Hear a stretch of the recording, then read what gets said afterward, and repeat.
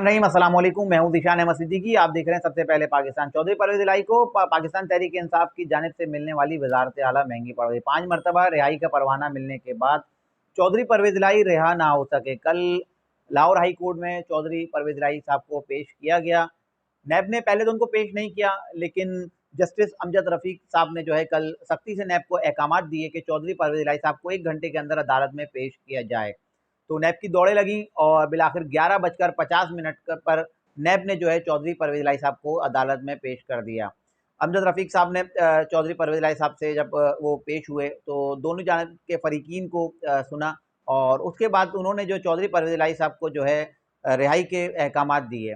उस पर चौधरी परवेज इलाही साहब ने कहा कि मुझे आपने रिहाई के अहकामात तो दिए, लेकिन मुझे अदालत के बाहर से दोबारा गिरफ्तार कर लिया जाएगा।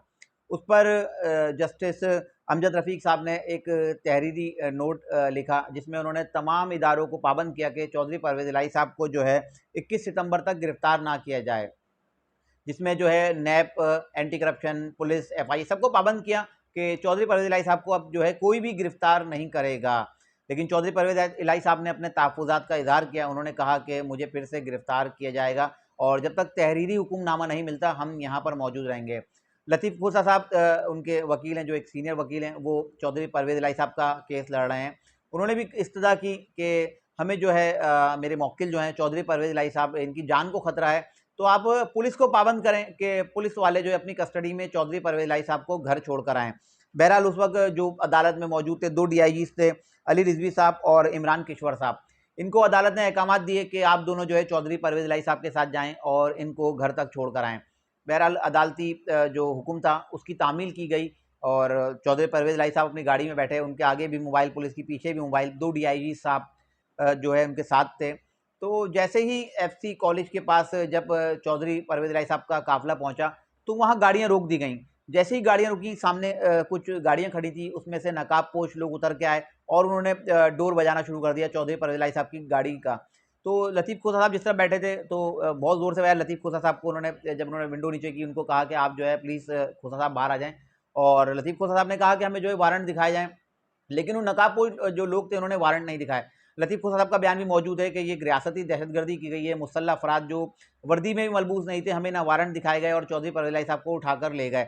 बहरहाल चौधरी परवेज इलाही साहब ने भी कहा कि मुझे वारंट दिखाए जाएँ, लेकिन उन लोगों ने चौधरी परवेज इलाही साहब को 2 लोगों ने हाथ से पकड़ा, 2 लोगों ने पाँव से पकड़ा और उनको उठाकर गोद में उठाकर जो है अपनी गाड़ी में लेकर चले गए।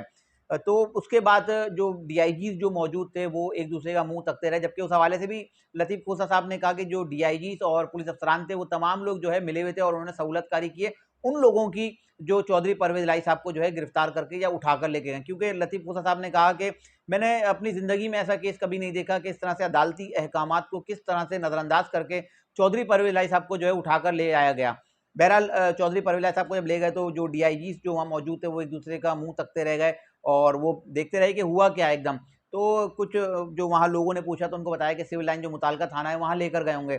लेकिन सिविल लाइन थाने में जब मालूम किया गया तो वहाँ भी उनको लेकर नहीं गए थे। फिर कुछ खबरें चली कि एक हेलीकॉप्टर आ गया है जो चौधरी परवेज इलाही साहब को लेकर जाएगा। खैर वो खबरें भी सिर्फ खबरें रहीं, लेकिन उसके बाद चौधरी परवेज इलाही साहब को जिस गाड़ी में ले जाया गया, उसके बाद वो गाड़ी गई मोटरवे पर और मोटरवे से दूसरी गाड़ी में बिठाकर उनको जो है इस्लामाबाद मुंतकिल कर दिया गया। और इस्लामाबाद जब उनको मुंतकिल किया तो वहाँ 3 एमपीओ के तहत अडियाला जेल में उनको 1 माह के लिए जो है कैद कर दिया गया। ये थी चौधरी परवेज इलाही साहब की कहानी कि चौधरी परवेज इलाही साहब को किस तरह से जो है लाहौर से गिरफ्तार किया और उसके बाद जो इनको इस्लामाबाद पहुंचा दिया गया। अब इस्लामाबाद इसलिए लेके गया कि अब लाहौर हाई कोर्ट इस पे कोई कार्रवाई नहीं कर सकता, क्योंकि ज़ाहिर सी बात है वो इस्लामाबाद हाई कोर्ट की हदूद में आ गए हैं। अब लाहौर हाई कोर्ट पुलिस अफसरान से तो पूछ सकता है, उनकी सरजनिश तो कर सकता है और उनको तो कह सकता है और उनकी वर्दियां उतार सकता है कि आपने क्यों, जब एक आप शख्स आपको दिया गया, एक शख्स की कस्टडी दी गई, किस तरह से कुछ लोग आपसे जो है उनको जो है लेकर चले गए। अब जो असल वजह है जो चौधरी परवेज इलाही की, वो यही है कि उनको जो है पैगाम दिया गया है कि आप जो है इमरान खान साहब को छोड़ें और उनके बड़े भाई की जानिब से चौधरी शुजात हुसैन साहब की जानिब से पैगाम दिया गया कि आप जो है फौरी तौर पर इमरान खान से अलहदा हो जाएं और आप 9 मई की मजम्मत कर दें तो आपको फौरी तौर पर जो है रिहाई मिल जाएगी। और दूसरी सूरत है मोनस इलाही, क्योंकि चौधरी परवेज इलाही साहब जो है क्यों नहीं छोड़ रहे पाकिस्तान तहरीक इंसाफ, वो इसलिए नहीं छोड़ रहे क्योंकि मोनस इलाही जो है पाकिस्तान तहरीक इंसाफ में, उनको पता है कि अगर आज मैं माफ़ी मांगता हूं और पीछे हटता हूं, पाकिस्तान तहरीक इंसाफ छोड़ता हूं, तो मोनस इलाही का जो सियासी कैरियर है वो खतरे में पड़ जाएगा। तो मोनस इलाही की वजह से जो है चौधरी परवेज इलाही साहब जो है पाकिस्तान तहरीक इंसाफ को जो है इस वक्त खैर बात नहीं कह रहे, वरना हो सकता है शायद जितनी उन पर सख्तियां की गई वो पाकिस्तान तहरीक इंसाफ को जो है खैर बात कह देते। अब आज एक अहम मुलाकात हो सकती है उनसे चौधरी शुजात हुसैन की, वो दोबारा से जो है चौधरी परवेज इलाही साहब को कायल करने की कोशिश करेंगे कि आप जो है पाकिस्तान तहरीक इंसाफ से अलहदा हो जाएं और 9 मई की मजम्मत कर दें। अब दो सूरतें हैं, या तो चौधरी परवेज इलाही साहब जो है इस पर माजरत कर लें और कह दें कि मैं पाकिस्तान तहरीक इंसाफ को छोड़ता हूं और 9 मई की मजम्मत करते हैं, तो उस सूरत में तो उनकी रिहाई मुमकिन है। इस रियासत अपना पैगाम दे चुकी है कि कोई भी रियासत से बालातर नहीं है। अब चौधरी परवेज इलाही जो है पाकिस्तान तहरीक इंसाफ को खैरबाद कहें या उनके साहबजादे मोनस इलाही पाकिस्तान आए और उनकी गिरफ्तारी हो, तो उसके बाद ही परवेज इलाही की रिहाई मुमकिन हो सकती है। इंशाल्लाह मजीद खबरों और नए तजज़िये का फिर हाजिर हूँगा, तब तक के लिए इजाज़त दीजिए। अल्लाह हाफ़िज़।